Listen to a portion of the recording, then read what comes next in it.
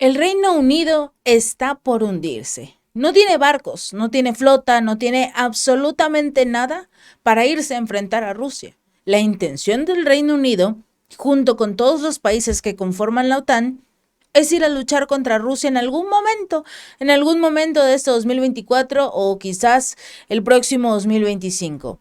Pero quieren ir a una guerra y literal no tienen flota, no tienen buques, no tienen nada, quedaron en completo ridículo. De esto y mucho más hablaremos aquí en el Chapucero USA. Pero vamos a arrancar con este tema que es entre risible, vergonzoso hasta cierto punto, pero sobre todo, un verdadero balde de agua fría para la OTAN. Un verdadero balde de agua fría, porque ya se dieron cuenta, después de esto, no hay forma de negar que no son capaces, que no están listos, y si llegan a intentar a irse a luchar contra Rusia, lo único que van a generar es su pérdida, no la de Rusia. Los que no tienen flota de destructores de la Marina Real Británica son ellos. Hoy se encuentran en números rojos.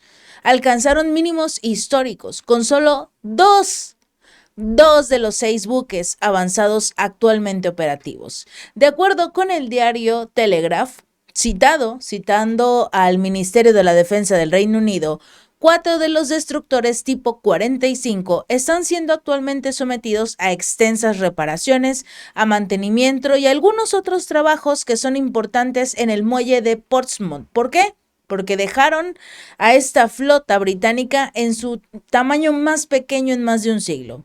Estos destructores tipo 45, también conocidos como clase Daring, forman la columna vertebral de la capacidad de defensa aérea de la Marina Real. Fueron construidos para la guerra antiaérea y antimisiles. Estos barcos, sin embargo, han enfrentado varios problemas de mantenimiento en los últimos años, sobre todo en los últimos meses. Han enfrentado varios problemas de mantenimiento en los últimos años, quizás más específicamente en los últimos meses. Uno de los buques ha pasado más tiempo en reparaciones que en servicio activo desde su puesta en servicio hace 12 años, y que de este es más de la mitad del tiempo, más de 6 años en reparaciones, mejor ya tíralo a la basura. La drástica disminución de los buques de guerra operativos ha generado obviamente preocupaciones sobre la seguridad de este país. ¿Por qué? Porque incluso los parlamentarios están advirtiendo que el Reino Unido es cada vez más vulnerable a ataques marítimos y aéreos. Estos informes de que solo hay 2 destructores operativos son extremadamente preocupantes. Los destructores proporcionan supuestas defensas aéreas y con solo 2 simplemente no podemos defender Londres, y mucho menos al Reino Unido. Esto fue lo que dijo un diputado y miembro del Comité Selecto de la Defensa, Mike Martin, a The Telegraph.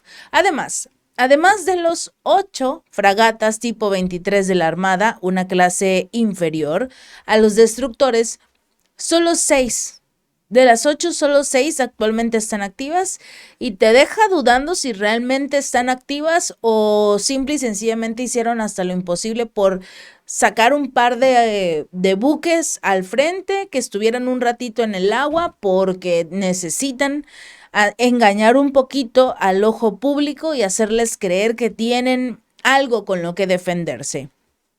Estamos hablando también que con solo 8 de los 14 destructores y fragatas disponibles para su despliegue inmediato, en comparación con más de 800 que tuvo el Reino Unido durante el pico de la Armada de 1945, la flota del Reino Unido ha alcanzado su punto más bajo desde que comenzó el programa de destructores bajo la Reina Victoria. De tener 800 buques de guerra, 800, bueno, también entre ellos las fragatas, a tener solo 8 de los 14 que realmente tienes.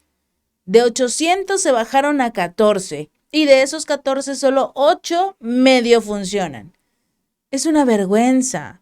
A principios de este mes recordemos que el Ministerio de la Defensa del Reino Unido, en este caso a cargo de Alistair Cairns, advirtió que el reino no estaba preparado para librar una guerra de una escala similar al conflicto de Ucrania, que en el dado caso de que se adentrara el Reino Unido a un conflicto, quedaría sin soldados en un plazo de 6 meses a un año si bien les va. Y si a eso le sumas que no van a tener nada con qué defenderse, en julio el ejército británico tenía poco más de 73,000 soldados en servicio activo. Este es el número también más bajo desde 1823. La población total del reino era entonces de unos 20 millones y desde entonces ha crecido a 67. Y que de estos 67 millones de personas, 73,000 sean soldados de servicio activo es preocupante, sobre todo teniendo en consideración los últimos comentarios que da el primer ministro Keir Starmer, que ya están listos para ir a la guerra contra Rusia.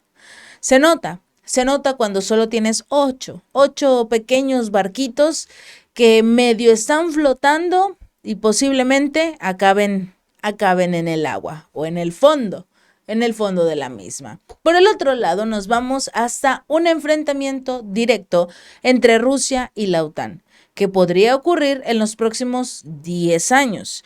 Y el país ante esto debe estar preparado para cualquier circunstancia. El ministro de la Defensa de Rusia, Andrei Belousov, está obviamente informado y preparando a lo que es Rusia para hacerle frente a un posible conflicto contra la OTAN. Lo platicábamos en mi canal Gaby López Informa. Hay un pequeño detalle. La guerra no va a ser en el territorio europeo. La guerra va a ser en el Ártico. Porque la intención en este momento de la OTAN es entrenar a sus tropas, quizás crear un par de tanques, misiles o lo que puedan encontrar y llevarlo a lo que es el Ártico. Eso es lo único que les interesa. En esta zona van a poder luchar. El problema es que, a diferencia de Rusia, la OTAN no está preparada para una guerra en el Ártico. Por eso Belousov habló este lunes en una reunión de altos funcionarios de la defensa en Moscú, presidida obviamente por el comandante en jefe, el mandatario Vladimir Putin. En esta, Belousov dijo que el ejército ruso ya había ejecutado sus tareas en el conflicto de Ucrania y en otros lugares, y por eso, como tal, en este contexto de lucha, de una dura lucha con el occidente colectivo, era necesario prepararse. El actual enfrentamiento entre Moscú y Estados Unidos y sus aliados continúa intensificándose y sobre todo expandiéndose. En tales condiciones, uno de los principales objetivos del Ministerio de la Defensa de Rusia es poder garantizar la plena preparación para cualquier evolución de una situación a medio plazo. Estamos hablando de 2 años. Ya un largo plazo podrían ser un par de años, como 10 quizás. ¿Por qué? Porque esto se incluye en un posible conflicto entre la OTAN y todo lo que es Europa para la próxima década. Es lo que ellos estiman, porque sería más o menos la misma cantidad de tiempo que necesitaría la OTAN para poder prepararse, tener armas, municiones y todos los equipos necesarios para enfrentarse a Rusia. Porque así es, en este momento no tiene todo lo necesario para poder defenderse, o por lo menos para hacer una especie de victoria simulada. Pero aún así, la intención es enfrentarse a Rusia. Belousov dijo que los enfrentamientos serían provocados por el bloque militar, liderado por Estados Unidos y no por Moscú. La posibilidad de un conflicto de este tipo está indicada por las decisiones que se tomaron en la cumbre de la OTAN de julio. Esto también se refleja en los documentos de la doctrina de los Estados Unidos, de algunos otros países de la OTAN, pero también de la misma nueva doctrina nuclear de Rusia. La OTAN está cambiando actualmente a un nuevo sistema de preparación para el combate, que se espera le va a permitir desplegar un grupo de 100,000 efectivos a lo largo de las fronteras occidentales de Rusia en 10 días. Un grupo de 300,000 efectivos en un mes y un grupo de 800,000 efectivos en 180 días. Eso es lo que va a hacer la OTAN. En la declaración final de su cumbre en Washington, los Estados miembros de la OTAN se comprometieron a seguir apoyando a Ucrania en su conflicto con Rusia. El documento culpó a Moscú de intentar reconfigurar fundamentalmente la arquitectura de la seguridad euroatlántica. Los miembros de este bloque también describieron a Rusia como la amenaza más significativa y directa para la seguridad de los aliados que persistirá en el largo plazo, hasta que obviamente se enfrente a la OTAN. Por el otro lado nos vamos directamente a Alemania.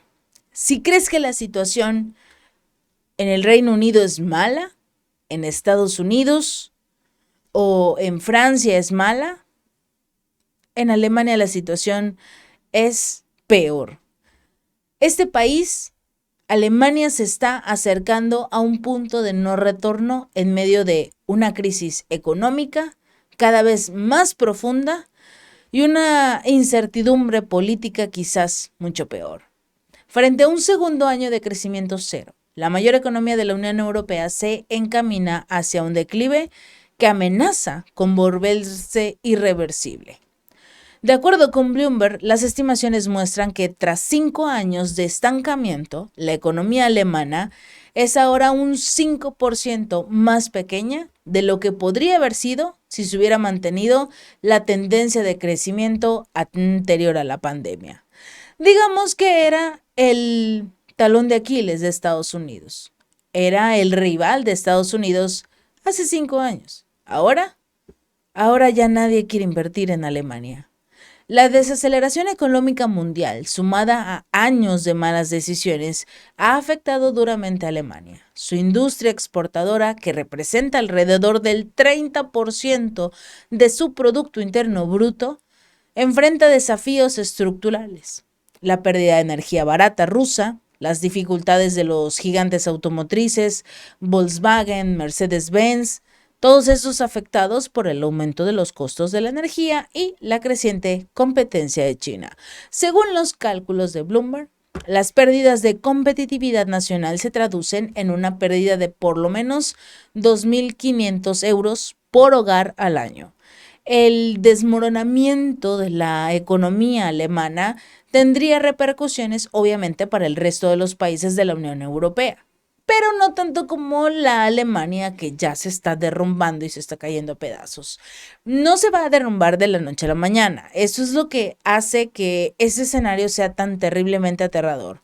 Por ejemplo, según diversos analistas, una recesión gradual y prolongada afectará no solo a las empresas o las ciudades de Alemania, sino a todo el país y, por supuesto, Europa se va a ver arrastrada con este ciclo, porque Alemania forma parte de la Unión.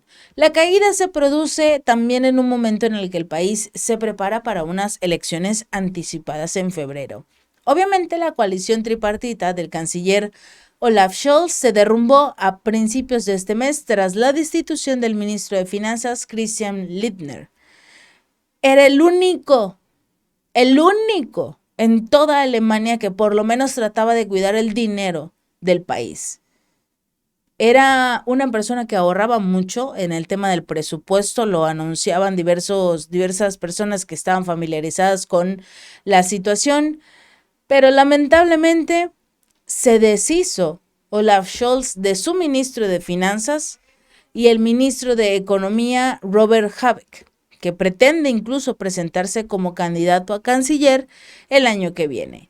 Este dijo que su país se había visto acorralado por la insuficiente inversión en su infraestructura y mano de obra calificada. El Banco Central alemán recortó su previsión de crecimiento para el próximo año, 0,2%. Desde el nivel 1.1 que había pronosticado en junio, el regulador, este especialista, cree que el crecimiento del próximo año va a ser de 0.2%. Se espera que la economía se contraiga un 0.2% este año también, tras haber pronosticado anteriormente un crecimiento modesto del 0.3%. La posición competitiva de la industria alemana ha empeorado. Los mercados extranjeros en expansión no han proporcionado impulsos de crecimiento como lo hicieron en el pasado y por eso Alemania se quedó sola. Según los economistas, la industria automovilística alemana, que en algún momento, en algún día estuvo en pleno auge, que era lo mejor de lo mejor, podría perder no solo su cuota de mercado, sino su lugar de la producción al extranjero. Nadie los quiere. El sector podría perder hasta el 40% de su valor añadido en Alemania, por lo menos en la próxima década. Y esto sí es preocupante para los inversionistas y sobre todo los empresarios. Nadie quiere ver cómo su compañía se derrumba a pedacitos por un muy, muy mal gobierno. Si este video te gustó, no olvides darle like y compartir. Nos vemos la próxima.